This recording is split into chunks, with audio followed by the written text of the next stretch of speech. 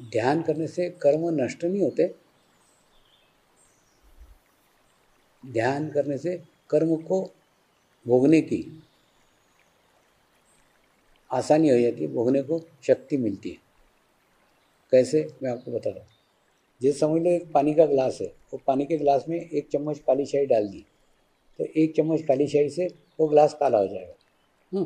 और दूसरा वही 1 चम्मच काली शाही गंगा नदी में डाल दी, तो कहाँ चली गई पता नहीं चलेगा। तो क्या गंगा नदी में जाकर के वो गोरी हो जाएगी? नहीं, वहाँ पे भी उसका अस्तित्व काला ही रहेगा। लेकिन क्या होता है, जब वो पानी की सामूहिकता में जाती है, कलेक्टिविटी में जाती है, तो उसका अस्तित्व नगण्य हो जाता है। तो कई बार जापान में वगैरह प्रश्न पूछते ना कि जब जो होने का है वो होना ही निश्चित है, फिर ध्यान करने की आवश्यकता क्या है, फिर मेडिटेशन करने की आवश्यकता क्या है? तो उनको मैंने जो समझाया वो आपको समझाता हूँ कि अगर ध्यान करते हैं, अगर मेडिटेशन करते हैं, तो हमको हमारे कर्म भोगना तो पड़ते हैं, लेकिन उसकी चुभन, उस कर्मों की तीव्रता हमको पता भी नहीं चलती। अब देखो मेरा ही देखो ना, मैंने इतने 45 साल गुरुओं के साथ बिताए, जंगलों में बिताए, पत्थर पे बिताए, नदी के पास बिताए, गुफाओं में बिताए, कहीं भी बिताए, लेकिन गुरु सानिध्य में बिताए तो वो कहाँ चले गए पता ही नहीं चला।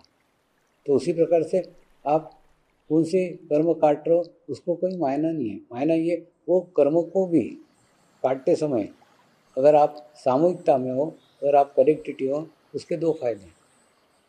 एक तो क्या है, धीरे धीरे धीरे धीरे धीरे धीरे आध्यात्मिकता के साथ जुड़ने के कारण, सामूहिकता के साथ जुड़ने के कारण आपके एक और कर्म तो कट ही रहे हैं, जो कट रहे हैं वो कट रहे हैं, उसकी चुभन भी महसूस नहीं हो रही, और कब कर्म कट गए तो पता भी नहीं चलेगा। और दूसरा, उसी समय दूसरा फायदा ये होगा, आध्यात्मिक स्थिति अच्छी अच्छी अच्छी अच्छी होती जाएगी। तो दोनों चीज़ें एक साथ होती है। उसके बाद एक ऐसी स्थिति आ जाती है जब हमारे पूर्व जन्म के सारे कर्म हमने भोग लिए, एकदम शून्य का स्थिति। उसके बाद में फिर अब उस समय काल के अंदर एक ऐसी स्थिति मिल गई कि अब हमसे बुरे कर्म हो ही नहीं रहे। क्या होता है मालूम? बुरे कर्म करने के लिए भी एक खराब ऊर्जा की आवश्यकता रहती है, एक बुरी ऊर्जा की आवश्यकता रहती है। अगर बुरी ऊर्जा नहीं है तो हमसे बुरे कर्म घटित नहीं होंगे, तो हमारे पास की बुरी ऊर्जा समाप्त हो जाती है, तो बुरे कर्म हमसे होते ही नहीं। और दूसरा, अच्छे कर्म जो भी करते हैं हम गुरु के माध्यम से परमात्मा को समर्पित कर देते हैं।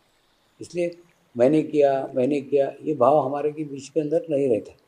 तो उसके कारण क्या रहता है, हमने हमारे पूर्व जन्म के कर्म भोग लिए और उसकी चुभन भी महसूस नहीं हुई। एक, उसके बाद में अब ऐसी स्थिति प्राप्त कर ली कि बुरे कर्म घटित ही नहीं हो रहे।